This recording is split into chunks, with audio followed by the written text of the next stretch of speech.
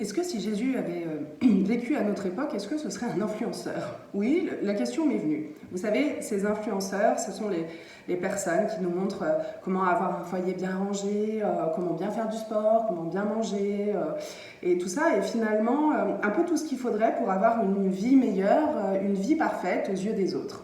Et souvent, moi, quand je regarde tous ces réseaux sociaux, je me sens un peu mal à l'aise parce qu'effectivement, je n'ai ni le corps fitness, ni la cuisine hyper bien rangée, ni le couple avec qui je ris tout le temps et je pars en voyage parce que j'ai beaucoup d'argent.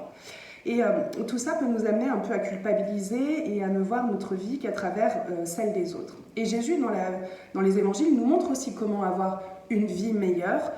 Et on dit bien suivre Jésus, tout comme on suit les influenceurs sur TikTok, Instagram, Facebook, tout ça. Alors oui, cette question m'est venue. Est-ce que Jésus aurait été un influenceur aujourd'hui?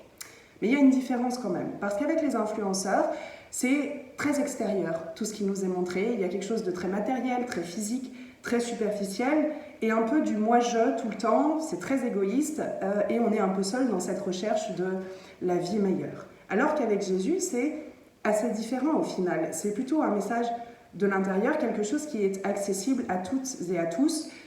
On existe, et ça c'est déjà incroyable aux yeux de Dieu. Le fait même que nous soyons, que nous existions, est l'essentiel. En fait, Jésus, c'est un influenceur de l'être, de l'intérieur. Mais plus qu'un influenceur, en fait, il fait ressortir ce qui est déjà en nous, ce que nous sommes déjà, ce que Dieu a mis en nous lorsque les influenceurs, eux, nous font croire, miroiter un peu la vie parfaite qu'il faudrait rechercher.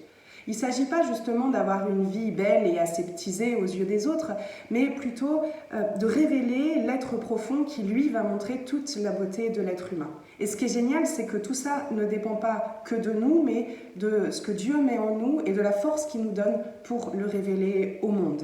On n'est pas seul dans cette recherche de vie meilleure pour soi, mais aussi pour que les autres en profitent. Alors peut-être que c'est comme ça que nous pourrions choisir la vie.